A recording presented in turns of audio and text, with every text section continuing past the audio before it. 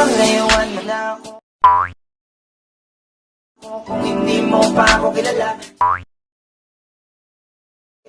sinasabihan na kita miss kung ayaw mong mapagilan sa mga nagyari kong babae. Nasaktan ko sila ng grabe. Tapos kung makuha ang lahat, iniwanan na parang wala nangyari. Sorry girl, pagpasensyahan mo na. Wala kasi akong balak na seryosohin ka.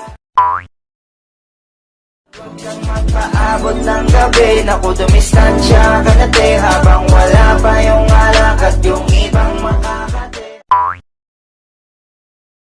At pwede bang pigilan mo na ang sarili mo? Pigilan mo ang sarili mong mahulog sa katulad ko.